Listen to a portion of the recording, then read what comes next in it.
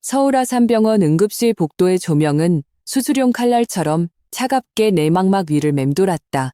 공기 중에는 소독약 냄새와 불안감이 뒤섞여 있었고 구석구석은 초조하게 기다리는 사람들로 가득했다. 내 손에 들린 보온병의 뜨거운 물은 이미 내 마음처럼 차갑게 식어 있었다. 시어머니 정기란 여사는 이동 침대에 누워 한 손으로 가슴을 움켜쥐고 다른 한 손은 허공을 허우적거렸다. 입에서는 돈 없어, 나 돈 없단 말이야. 나 죽내라는 말을 반복하고 있었다. 내 남편 박지우는 나보다 머리 하나는 더 컸지만 지금은 목을 움츠린 채 온몸에서 무력감과 회피의 기운을 풍기고 있었다. 그가 목소리를 낮춰 거의 속삭이듯 내게 말했다. 수연아, 어머니 상태가. 의사 선생님이 심장 스텐트 시술을 빨리 해야 한대. 안 그러면 위험하대.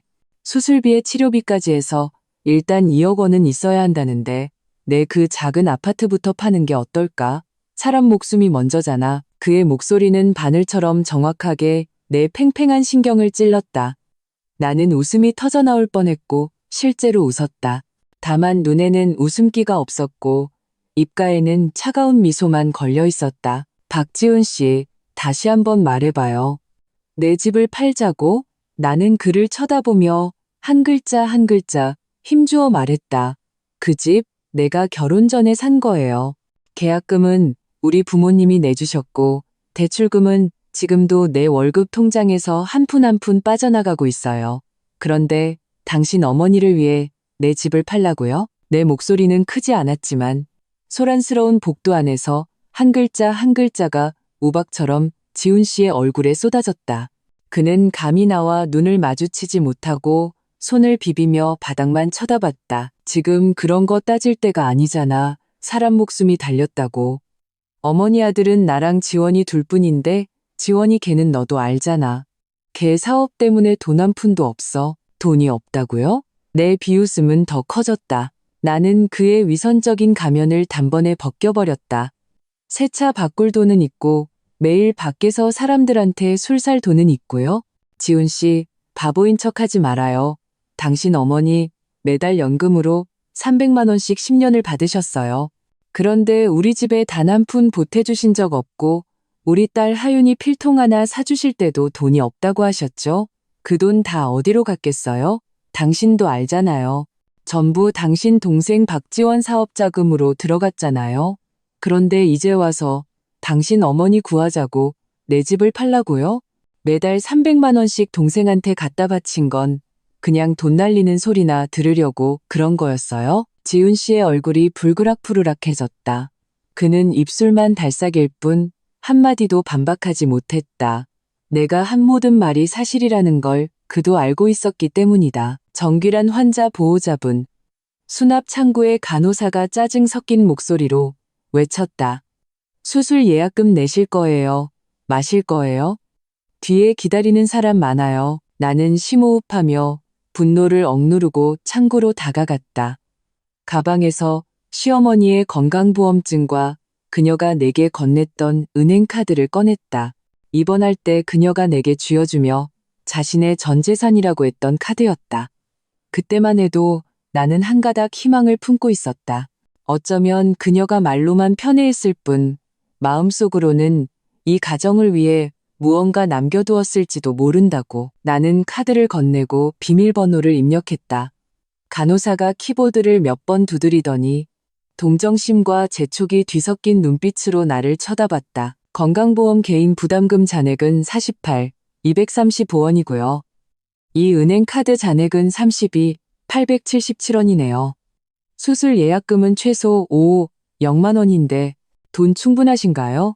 환자 상태가 더 이상 지체되면 안 되니 보호자분께서 빨리 방법을 찾으셔야 해요. 48, 235원, 32, 877원. 이 두 숫자는 두 개의 거대한 망치가 되어 내 가슴을 강타했고 나는 순간 숨이 막혔다. 등줄기에서부터 한기가 꼬리뼈를 타고 정수리까지 치솟았다. 10년, 꼬박 10년이었다. 매달 300만 원의 연금, 총 3억 6천만 원이었다. 생활비를 제하더라도 어떻게 이 돈만 남을 수 있단 말인가? 1,000원은커녕 10만 원도 채 되지 않았다. 내 손가락이 통제할 수 없이 떨리기 시작했다. 나는 휴대폰을 꺼내 바로 뒤에 서 있는 지훈 씨에게 전화를 걸었다. 전화가 연결되자 그의 익숙한 여보세요 소리가 들렸다. 박지훈 씨. 내 목소리는 얼음장처럼 차가웠다. 당신 어머니 10년 연금 3억 6천만 원이 지금 통장에 3만 원밖에 안 남아 있어요. 설명 좀 해봐요. 전화기 저편에서는 그의 특유의 침묵이 흘렀다. 이어서 아마 어머니가 평소에 씀씀이가 크셔서 그렇겠지. 연세도 있으시고 기억력도 안 좋으시잖아 라는 어설픈 변명이 들려왔다. 씀씀이가 크고 기억력이 안 좋다고요? 나는 그의 서툰 거짓말을 가로막으며 더 이상 분노를 참지 못했다. 박지훈 씨, 언제까지 나를 속일 거예요? 이건 돈이 없는 게 아니잖아요. 나를 무한정 쓸 수 있는 현금 인출기로 내 딸의 미래와 우리 집의 미래를 당신 동생의 구멍이나 메우는 쓰레기통으로 취급하는 거잖아요. 나는 전화를 끊고 병상 앞으로 돌아갔다. 정귀란 여사는 내가 돌아오자마자 다시 끙끙 앓는 소리를 내기 시작했다. 하지만 그녀의 눈빛은 계산적이고 당연하다는 듯 나를 향해 있었다. 수연아, 돈은 어떻게 됐니? 지훈이한테 들었지? 내 집부터 팔아. 걱정 마. 내가 그냥 달라는 거 아니야. 내가 낳으면 네 동생 지원이한테 차용증 쓰게 할게. 그리고 너는 여자인데 집이 그렇게 많이 필요해서 뭐하니? 나는 무표정하게 그녀를 바라봤다. 내가 10년 동안 어머님이라고 불렀던 여자를 그녀의 얼굴에는 한 점의 죄책감도 없이 오직 탐욕과 냉혹함만이 가득했다. 내가 아들을 둘이나 낳았어. 네가 지훈이한테 시집 왔으니 너도 우리 박씨 집안 사람이야. 하지만 결국 너는 남이지. 내 집을 팔아서 나를 치료하는 건 하늘의 이치야. 그러면 나중에 내 엄마더러 하나 더 사달라고 하든가. 우리 엄마요. 나는 그 두 단어를 반복하며 기가 막혔다. 우리 엄마, 마트에서 진열원으로 일하시면서 한 달에 300만 원 버세요. 뭘로 저한테 집을 사주신다는 거죠? 목숨이라도 파시나요? 그 말이 끝나기 무섭게 병실문이 열렸다. 그토록 귀하게 여기는 시동생 박지원이 새 보온병을 들고 만면에 봄바람을 맞은 듯 들어섰다. 병문안이 아니라 마치 축하연에 온 사람 같았다. 그는 온몸을 명품으로 치장했고 손목의 시계는 내가 알기로 최소 1,000만 원은 좋게 넘었다. 어머니, 따뜻한 물 받아왔어요. 그가 보온병을 침대 옆 탁자에 놓더니 나를 향해 그 특유의 느끼한 미소를 지었다. 형수님 오셨네요. 형한테 들었어요. 어머니 병원비가 꽤 많이 든다고. 우리 집에서 형수님이 돈 제일 잘 버시고 능력도 제일 좋으시잖아요. 이번 일은 형수님이 먼저 맡아주셔야겠어요. 제 사업이 요즘 자금 사정이 안 좋아서 나중에 숨통 트이면 형수님 은혜는 절대 잊지 않을게요. 들어보라. 얼마나 번지르르한가. 맡아준다는 말 한마디로 모든 책임을 내게 떠넘기고 있었다. 나는 그들 모자가 주고받는 대화를 보며 마음속 마지막 한 조각의 온정마저 사라지는 것을 느꼈다. 나는 가방에서 늘 지니고 다니던 수첩과 펜을 꺼냈다. 약국 점장으로 일하며 생긴 습관이었다. 나는 새 페이지를 펴고 글씨를 쓰기 시작했다. 당신들은 돈이 없는 게 아니에요. 나는 쓰면서 차갑게 말했다. 당신들은 양심과 분수가 없는 거죠. 나는 그 장부를 펼쳐 침대 옆 탁자, 그 눈에 거슬리는 보온병 옆에 놓았다. 딸 하윤이 다음 학기 학비, 학원비 200만 원. 우리가 지금 사는 아파트 월 대출금 850만 원. 앞으로 20년 남았어요. 우리 엄마 관절염 약값 매달 50만 원. 집안 생활비, 수도세, 전기세, 가스비 합쳐서 한 달에 최소 200만 원. 지훈 씨, 당신이 지난달에 어머니께 사드린 안마의자 300만 원. 동생 지원이 사업 자금으로 준 돈 500만 원. 이 돈들 전부 우리 집 통장에서 나간 거예요. 나는 항목 하나하나를 그들에게 읽어주었다. 숫자 하나하나가 못이 되어 이 답답한 병실에 밝히는 것 같았다. 정길한 여사의 얼굴이 흉하게 일그러졌다. 그녀는 손을 뻗어 내가 쓴 장부를 바닥으로 내동댕이 쳤다. 종이들이 사방으로 흩어졌다. 너 지금 이게 무슨 짓이야? 나랑 계산이라도 하자는 거니? 우리 박씨 집안에 시집 왔으면 시부모 공경하고 시동생 돕는 게 당연한 도리야. 내 본분이라고. 집 한 채 팔라는 게 뭐 그리 대수라고 째째하게 구기는 어른스러운 품이라고는 하나도 없구나. 공경이요? 나는 몸을 숙여 바닥에 흩어진 종이들을 한 장 한 장 주었다. 느리고 침착하게. 나는 그녀와 싸우지 않았다. 이치에 맞지 않는 사람과 논쟁하는 것은 내 시간 낭비라는 것을 알았기 때문이다. 나는 일어나서 휴대폰을 꺼냈다. 그들 세모자 앞에서 나는 몰래 적어두었던 시어머니의 주민등록번호와 초기 비밀번호로 연금관리공단 사이트에 성공적으로 로그인했다. 나는 휴대폰 화면을 그들에게 돌리고 10년간의 긴 거래 내역을 열었다. 한 줄 한 줄 빽빽하게. 모든 기록의 끝에는 박지원에게 이체라는 네 글자가 선명하게 찍혀 있었다. 비고란에는 똑같이 눈에 거슬리는 사업자금이라는 네 글자가 적혀 있었다. 그녀가 퇴직한 첫 달부터 단 한 번도 빠짐없이 적게는 500만 원, 많게는 0만 원.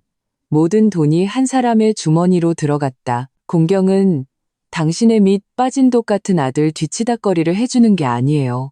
나는 휴대폰 화면을 정기란 여사의 눈앞에 들이밀었다. 10년, 3억 6천만 원. 정기란 여사님, 당신 돈은 어디에 있나요? 정기란 여사는 휴대폰 화면을 뚫어지게 쳐다봤다. 그녀의 호흡이 가빠지기 시작했다. 박지원의 얼굴에서는 미소가 순식간에 사라졌다. 그가 다가와 휴대폰을 뺏으려 했지만 나는 몸을 돌려 피했다. 박지우는 옆에서 나무 인형처럼 미동도 없이 서 있었다. 그날 밤 나는 집에 돌아가지 않았다. 병원 복도 의자에 꼬박밤을 새웠다. 다리가 저려 감각이 없어질 때까지. 새벽녘 지훈 씨가 마침내 병실에서 나왔다. 그는 뜨거운 물 한 잔을 내게 건넸지만 끝내 내 눈을 쳐다보지 못했다. 수연아, 이러지 마. 어머니 연세도 있으시고. 그의 목소리는 쉬어 있었고 애원이 섞여 있었다. 일단 사채라도 빌려서 수술비 내고 뒤실은 나중에 생각하자. 사채라니, 그런 생각을 하다니. 나는 그물잔을 받지 않고 대신 내 휴대폰을 그에게 건넸다. 화면에는 여전히 그 충격적인 이체 내역이 떠 있었다. 눈 똑바로 뜨고 잘 봐. 당신 동생 지원이가 당신 어머니 통장에서 빼간 돈 여기 다 기록되어 있어. 이거 다 보고 나서 나한테 사채 얘기를 해. 지훈 씨의 시선이 휴대폰 화면에 닿았다. 그의 손이 떨리기 시작했다. 그는 한 페이지 한 페이지 넘기며 얼굴이 점점 하얗게 질려갔다. 오랜 침묵 끝에 그는 이를 악물고 한마디 쥐어짰다. 걔가 갚을 거야. 갚을 거라고? 나는 일어나 저린 다리를 움직였다. 온몸에 피가 다시 흐르기 시작하는 것 같았다. 차가운 결심과 함께. 그럼 지금 당장 갚으라고 해. 지금, 바로, 당장. 나는 몸을 돌려 복도 끝으로 걸어갔다. 등 뒤에서 간호사의 외침이 들려왔다. 보호자분, 수술 동의서 아직 서명 안 하셨어요. 나는 뒤도 돌아보지 않고 차가운 공기 속에 흩어지는 한마디만 남겼다. 연락처 칸에 그 집 작은 아들 이름 쓰세요. 돈 가져간 사람이 서명해야죠. 다음 날 아침 나는 미친 듯이 울리는 휴대폰 진동 소리에 잠이 깼다. 전화가 아니었다. 시어머니 정기란 여사가 만든 박신의 화목한 우리 가족이라는 이름의 카카오톡 단체방이었다. 지금 그 방은 난리가 나 있었다. 가장 먼저 포문을 연 것은 지훈 씨의 고모였다. 그녀는 60초짜리 음성 메시지를 연달아 10개도 넘게 보냈다. 메시지 하나하나가 분노에 찬 질책으로 가득했다. 나는 그중 하나를 틀었다. 그녀의 날카로운 목소리가 스피커를 뚫고 나왔다. 이수연, 너 양심도 없니? 정기란 여사님이 내 시어머니야. 지금 병원에 누워서 사경을 헤매고 계시는데 네가 감히 못 본 척해? 네가 배운 지식은 다 개나 줘버렸니? 우리 박씨 집안이 어떻게 너같이 냉혈하고 무정한 며느리를 들였을까? 곧이어 시어머니가 산소호흡기를 낀 채 병상에 누워있는 사진이 올라왔다. 얼굴은 수척했고 정말 가련해 보였다. 사진 밑에는 시동생 박지원의 글이 이어졌다. 형수님, 어머니가 저희를 키우시느라 얼마나 고생하셨는데요. 지금 편찮으신데 어떻게 이렇게 모질게 구실 수 있어요? 밤사이에 그냥 가버리시다니. 의사 선생님이 돈을 안 내면 수술을 못한다고 결과는 장담할 수 없다고 하셨어요. 어머니, 걱정 마세요. 아들이 어떻게든 방법을 찾아볼게요. 그러자 채팅방의 모든 사람들이 내 어머니를 공격하기 시작했다. 임미경 씨, 딸 교육을 어떻게 시킨 겁니까? 시집 가더니 효도는 잊어버리라고 가르쳤나요? 당장 따님 좀 어떻게 해보세요. 채팅방에는 어머니의 프로필 사진이 계속해서 올라왔다. 나는 어머니가 지금쯤 뜨거운 냄비 위에 개미처럼 안절부절 못하고 계실 것을 알았다. 평생 남과 얼굴 붉힌 적 없는 순박한 분이 이런 상황을 어떻게 감당하시겠는가. 나는 글자를 입력하지도 음성 메시지를 보내지도 않았다. 나는 침착하게 어젯밤 지훈 씨에게 보여줬던 그 연금이체 내역 스크린샷을 찾았다. 그리고 음성 녹음 버튼을 누르고 가장 평온한 목소리로 녹음한 뒤 스크린샷과 함께 채팅방에 올렸다. 어르신들, 친척 여러분, 좋은 아침입니다. 제가 시어머니를 구하지 않는 것이 아닙니다. 시어머니께서 10년간 모으신 3억 6천만 원의 연금을 한 푼도 빠짐없이 작은아들 박지원에게 사업 자금으로 주셨기 때문입니다. 스크린샷이 증거입니다. 박지원 씨가 먼저 이 돈을 병원 계좌로 입금해서 자기 친어머니를 구하는 것이 제 집을 파는 것보다 더 빠르고 더 합리적일 것입니다. 이 메시지가 올라가자 채팅방은 순간 조용해졌다. 조금 전까지 미친 듯이 글을 올리던 친척들이 마치 일제히 일시정지 버튼이라도 누른 듯했다. 휴대폰이 조용해진 지 10분도 채 되지 않아 박지원의 전화가 걸려왔다. 나는 스피커폰으로 바꾸고 녹음 버튼을 눌렀다. 이수연, 너 지금 뭐 하자는 거야? 날 망신시키고 싶어? 전화기 너머로 그가 씩씩거리며 소리쳤다. 나는 사실을 말했을 뿐이에요. 내 목소리는 파동 하나 없이 평온했다. 이건 집안 망신이야. 내가 친척들 얼굴을 어떻게 보라고. 당신 어머니 목숨값을 가지고 흥청망청 쓸 때는 사람 도리가 뭔지 생각해 본 적은 있고요. 그건 우리 어머니가 자발적으로 주신 거야. 네가 무슨 상관이야? 자발적으로 주셨다니 좋아요. 하지만 편찮으실 때는 아들로서 법적인 부양 의무가 있어요. 그 돈 반드시 내놔야 해요. 너 나한테 두고 봐. 그는 악에 받쳐 소리치고 전화를 끊었다. 나는 휴대폰을 보며 단 하나의 생각만 했다. 내가 구하지 않는 게 아니다. 당신들이 먼저 양심부터 구해야 한다. 오후에 지원이는 정말로 병원에 나타났다. 혼자가 아니었다. 아침에 채팅방에서 나를 가장 심하게 욕했던 고모와 삼촌을 포함한 몇몇 어른들을 대동하고 왔다. 그는 손에 구겨진 A사 용지 한 장을 들고 시어머니의 병상 앞으로 직행했다. 어머니, 걱정 마세요. 형수가 의리를 저버려도 저는 그럴 수 없죠. 그가 그 종이를 내 앞에서 흔들었다. 이거 차용증이에요. 제가 어머니께 진작 받아놨어요. 여기 똑똑히 쓰여 있죠? 어머니께서 제 프로젝트에 자발적으로 투자하신 거라고. 백지 위에 검은 글씨, 지장까지 찍혀 있어요. 이 돈은 투자금이지 제가 부모님 등골 빼먹은 게 아니라고요. 그는 마치 소송에서 이긴 사기꾼처럼 웃으며 도발적인 눈빛으로 나를 쳐다봤다. 나는 그 소위 차용증이라는 것을 받아들었다. 조잡한 종이 위에 프린터로 인쇄된 글씨, 오직 마지막에 박지원이라는 서명과 붉은 지장만이 진짜였다. 작성일은 3년 전으로 되어 있었다. 나는 이 종이를 들고 병실 창가로 걸어가 탁 소리가 나게 차가운 창틀에 내려놓았다.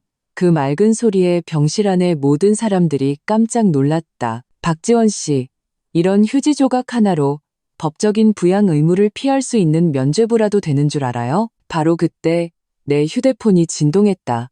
내 절친이자 변호사 사무실에서 일하는 김유진이었다. 법을 잘 아는 그녀는 나의 가장 든든한 지원군이었다. 어젯밤 나는 그녀에게 모든 것을 털어놓았다.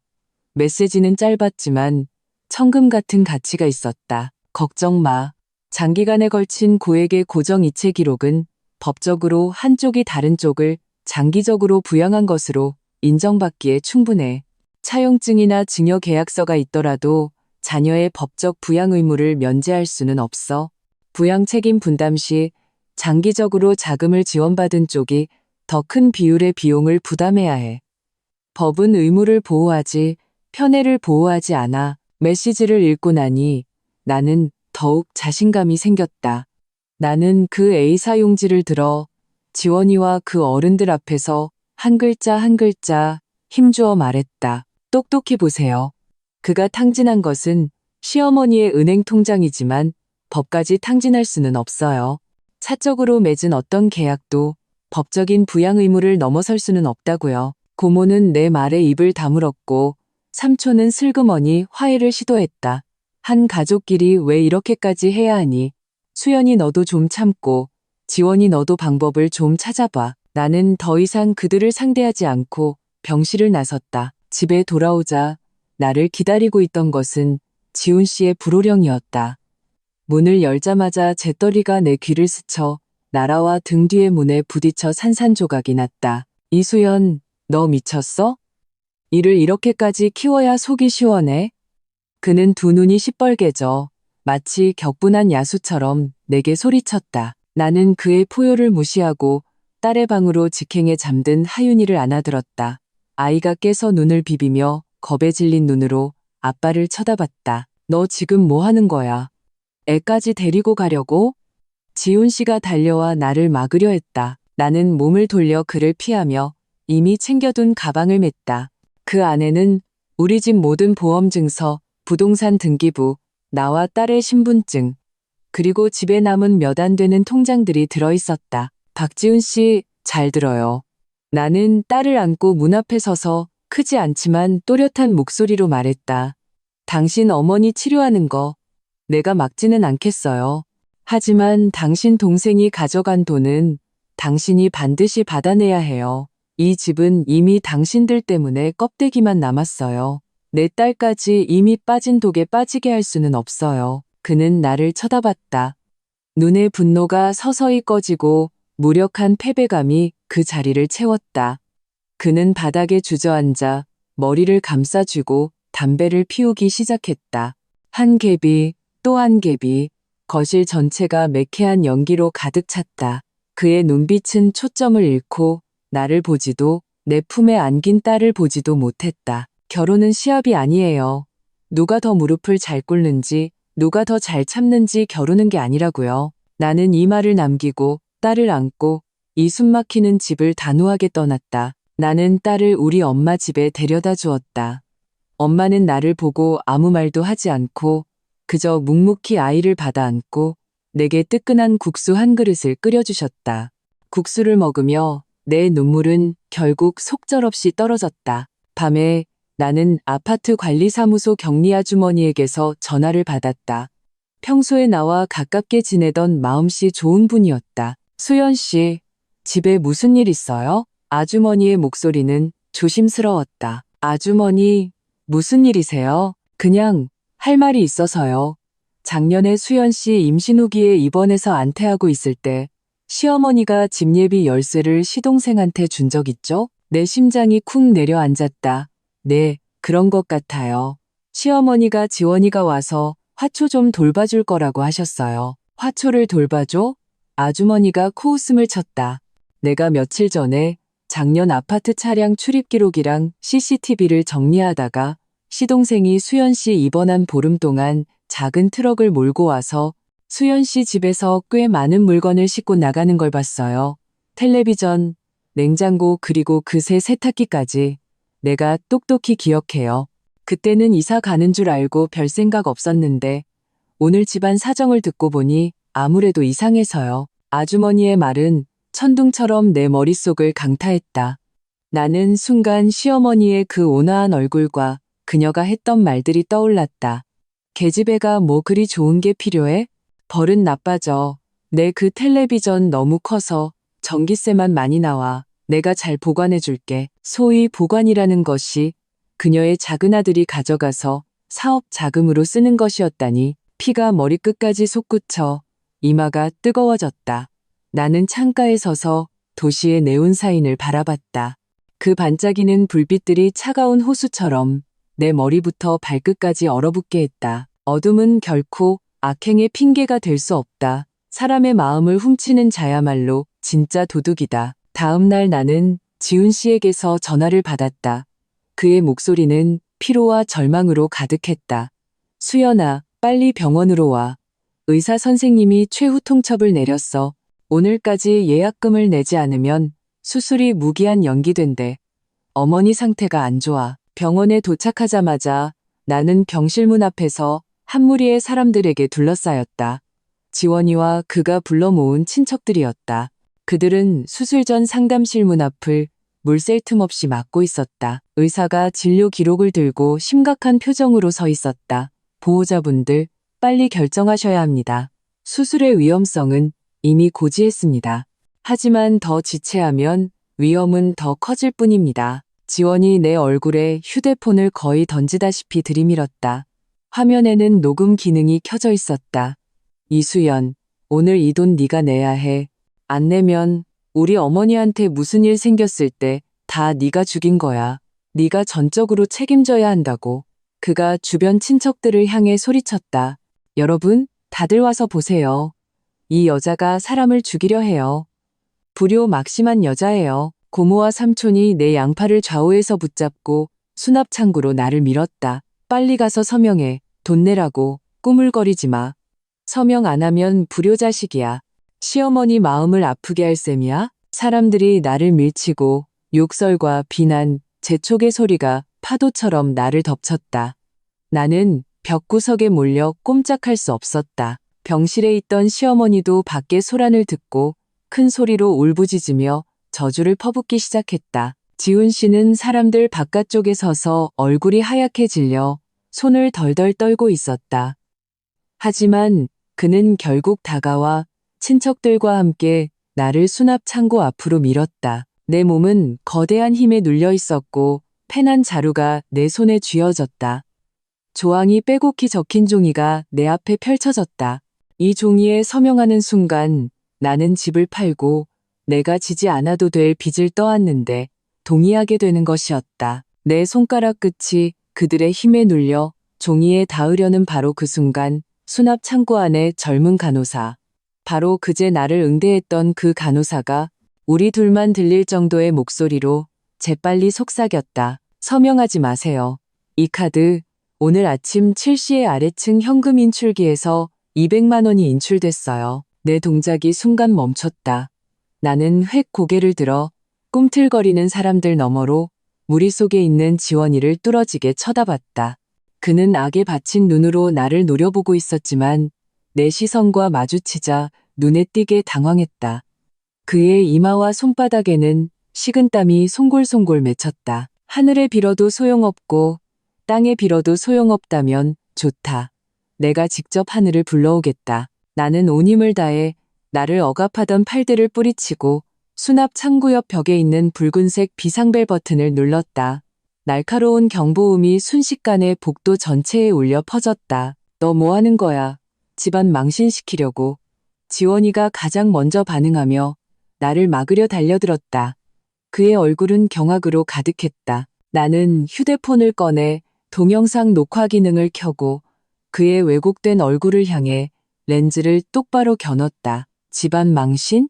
당신이 오늘 아침에 몰래 와서 당신 어머니 목숨값 200만 원을 빼갈 때는 그게 집안 망신이라고 생각 안 했어요? 병원의 경비실은 1층에 있었다.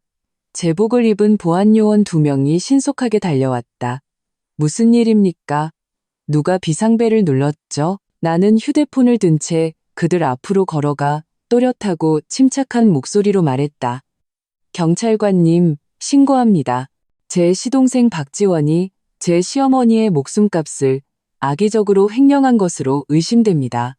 오늘 아침 7시경 병원 1층 현금 인출기 인출 CCTV를 즉시 확인해 주십시오. 동시에 제 시어머니 정기란 여사 명의의 모든 은행카드와 연금 계좌를 즉시 동결하여 추가적인 재산 은닉을 막아주시길 요청합니다. 지원이 완전히 폭발했다. 그는 달려와 내 휴대폰을 뺏으려 했지만 보안요원에게 저지당했다. 미쳤어. 이수연, 이 독사 같은 년, 내가 독한 게 아니에요. 증거가 마음이 없을 뿐이지. 나는 제지당한 채 얼굴이 불그락푸르락해진 지원이를 보며 차갑게 말했다. 경비실에서 사건을 접수했고 수납창고의 간호사가 용감하게 증인으로 나서주었다. 30분도 채 되지 않아 CCTV 영상의 스틸컷이 확보되었다. 사진 속에는 야구 모자와 마스크를 쓴 남자가 의심스러운 행동으로 현금 인출기 앞에서 조작하고 있었다. 비록 얼굴은 가렸지만 그의 손목에 찬 값비싼 시계와 입고 있던 명품 재킷은 지금 이곳에 서 있는 지원이의 것과 똑같았다. 증거는 명백했다. 경비실에서 나는 모든 사람들 앞에서 내 친구 유진이에게 전화를 걸었다.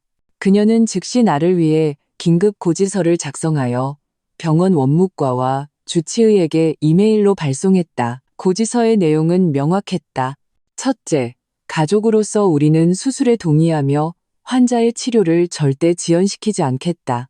둘째, 우리는 환자의 생명을 보장하기 위해 기본적인 검사 비용과 일부 응급처치 비용을 선지급하겠다. 셋째, 관련 법률에 따라 자녀의 부양비는 비율에 따라 분담되어야 한다. 피고 박지원이 장기간 일방적으로 모친 정기란으로부터 거액의 재산을 지원받았으므로 그는 이번 의료비의 주요 부분 혹은 전부를 부담해야 한다.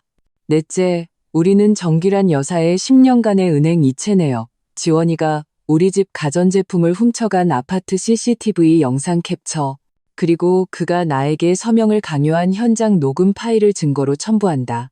다섯째, 우리는 우리 측이 부담해야 할 의무 비율을 초과하는 어떠한 비용도 부담하지 않을 것을 거부한다. 이처럼 논리정연한 고지서와 관련 증거를 받은 병원 측의 태도는 즉시 바뀌었다.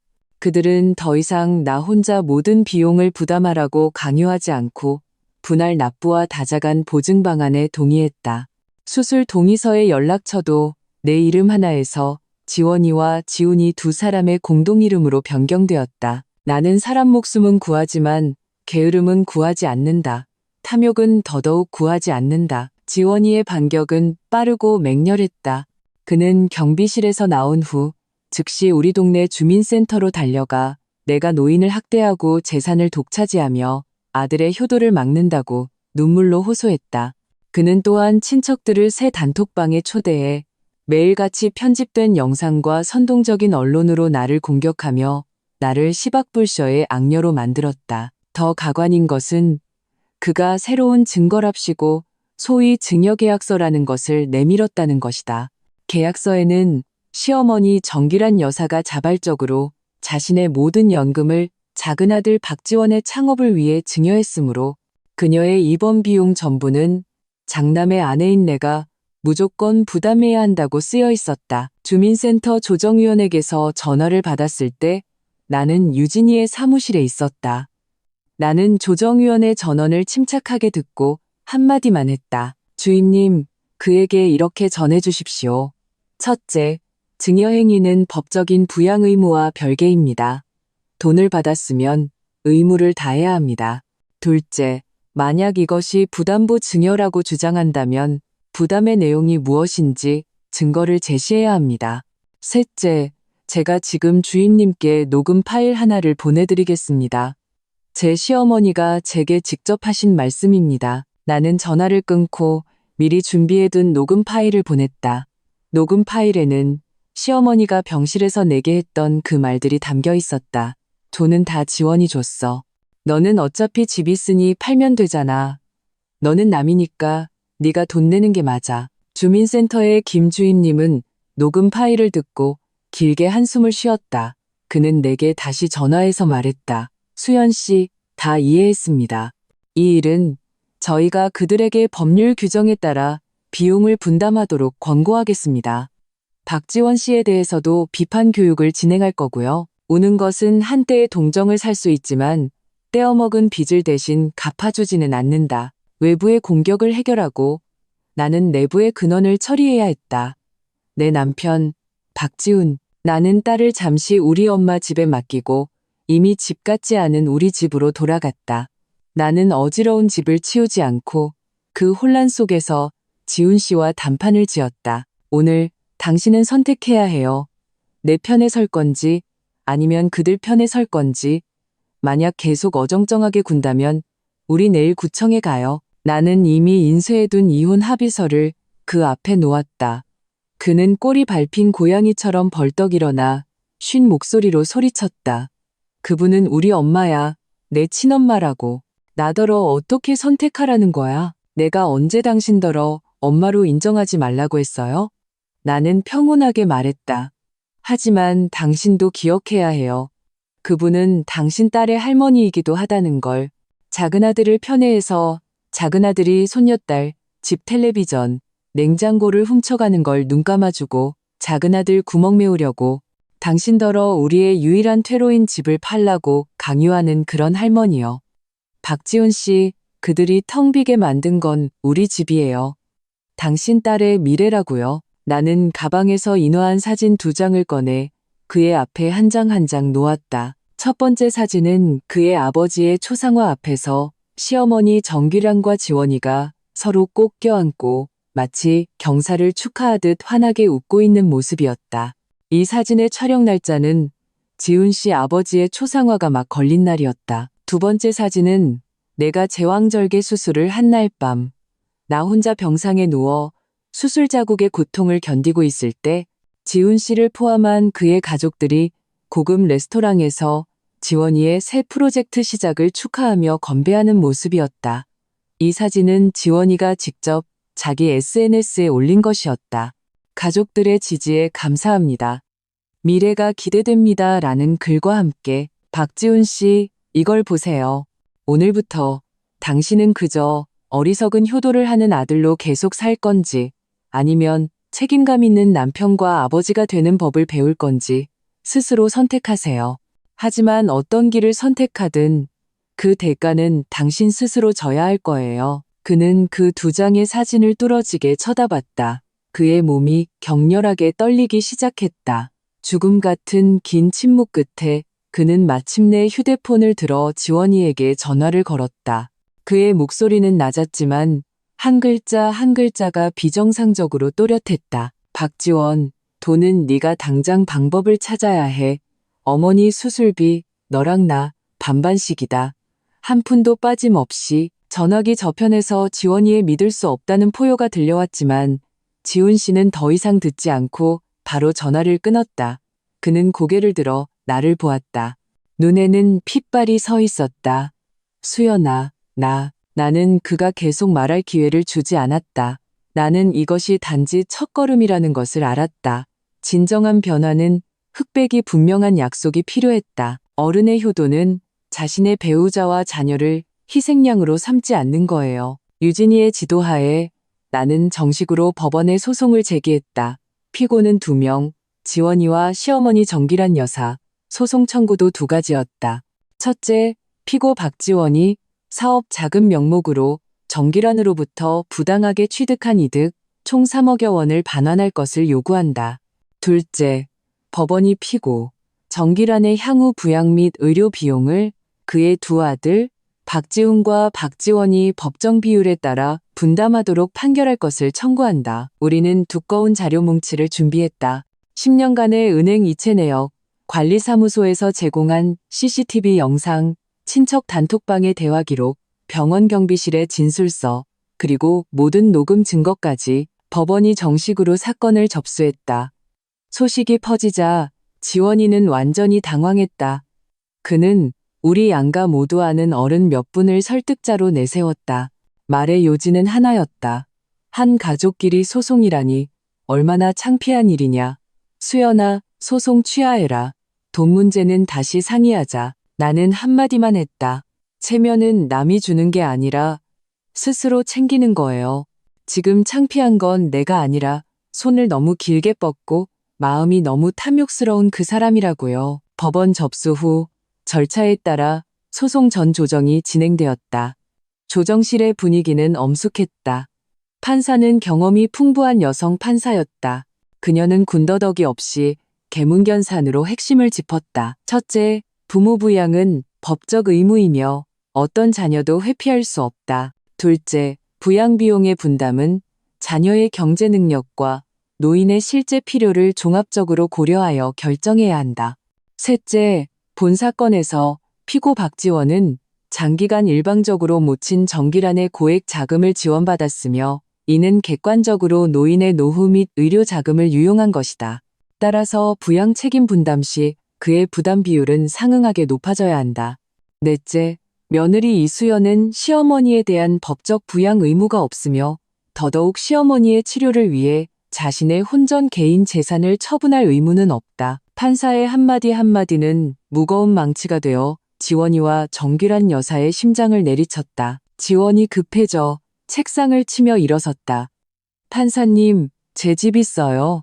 집 여러 채 있다고요. 제 돈 많아요. 판사가 책상을 더 세게 쳤다. 앉으시오. 다시 한번 강조하지만 이수연 씨의 혼전 개인 재산은 법의 보호를 받으며 당신들 박씨 집안의 공동재산이 아니고 더더욱 당신 어머니의 부양 자금이 아니오.